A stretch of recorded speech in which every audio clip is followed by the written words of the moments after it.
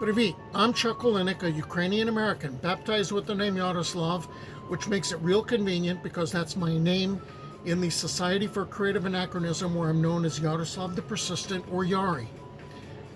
I've been putting together videos on Slavic folklore and mythology and history to encourage development of Slavic personae or Eastern European personae in the society, as well as refamiliarizing myself with the research that I've been doing for decades. Well, I'm showing you my bedhead today, which I pretty much have had going on all day, and I stopped fighting it. I wanted to basically show that because today's video is about the Slavic folklore of combs, which clearly I can use one.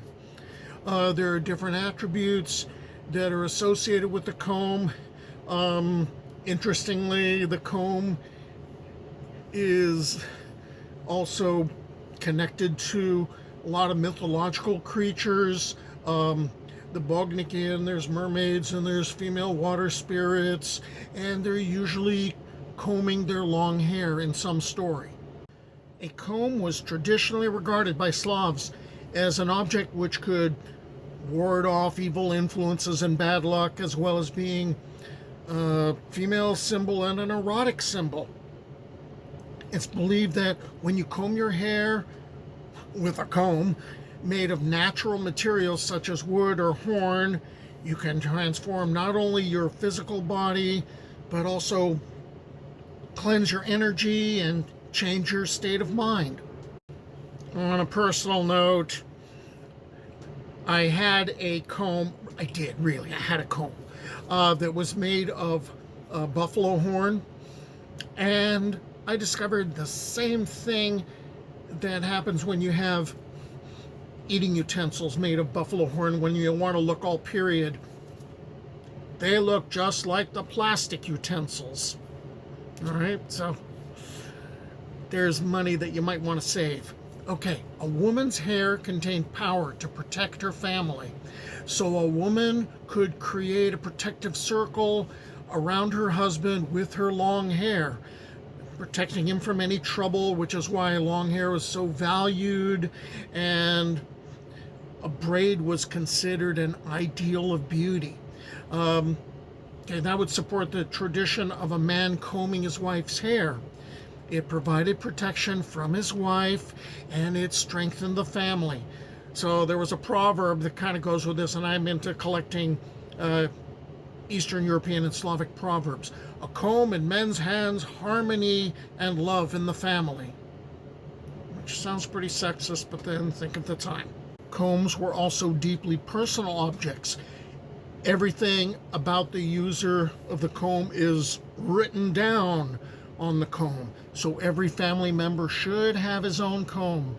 After all, it's his or her personal talisman, as well as an Achilles heel.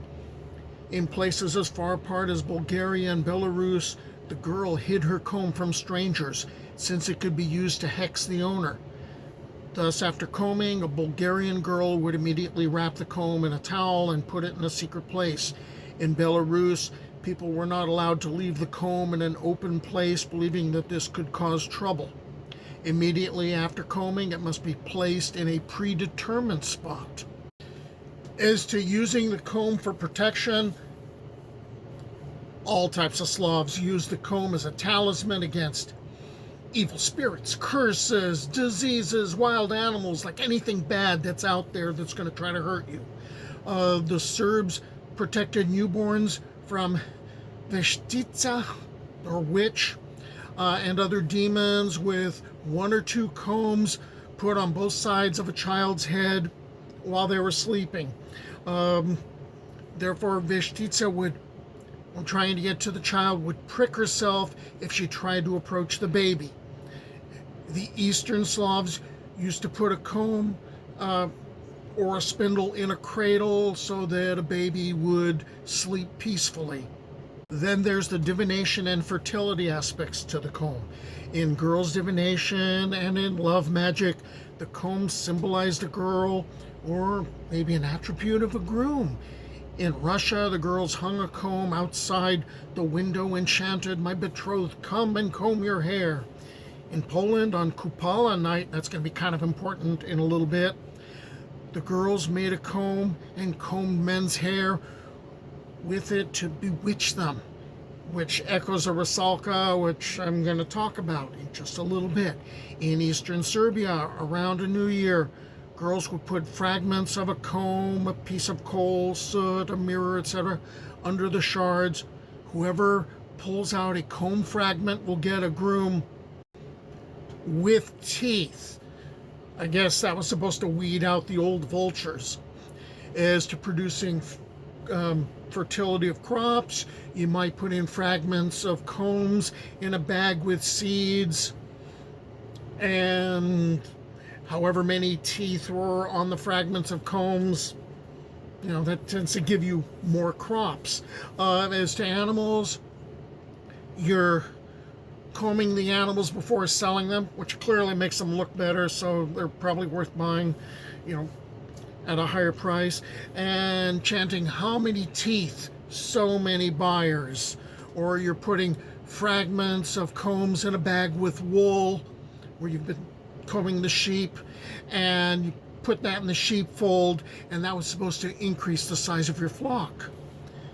You can also use the comb to do bad stuff, to hex people, which is kind of the way my brain works. Of if you do one thing to protect someone, you could probably just turn it on its head and do bad stuff.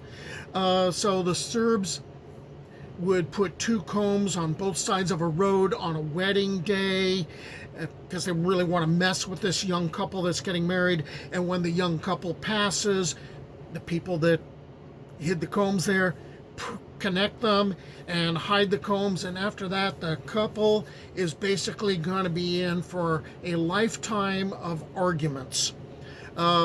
Russians around Novgorod, they believed that sorcerers performed all their malicious actions with the help of a comb, because Russian folklore regarding sorcerers and witches tends to be a little different than the Ukrainian versions.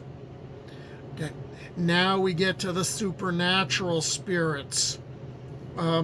Married women were supposed to wear their hair braided and covered. Only young girls ran around with their hair loose. Young girls and the rusalka. The rusalka is a water spirit created when a young girl either drowns or is murdered or is a suicide. Okay, that's the quick version. You can check out more on the rusalka in one of my videos on water spirits if you want to know more. I'll just give you the quick update here. Okay, so the rusalka is created as a young girl, or while a young girl. So she's someone who died young. Okay, she didn't have to have her hair all braided up yet. And once she's married, she's supposed to have it all braided and covered. Okay, so there's an expression, walks like a rusalka. That's applied to girls or young women with unkempt hair. She's the kind of woman that mom warned you about. The rusalki spend much of their time in the water, swimming about, and enticing young men to their doom, since they represent universal beauty and are irresistible, therefore highly feared and yet respected in Slavic culture.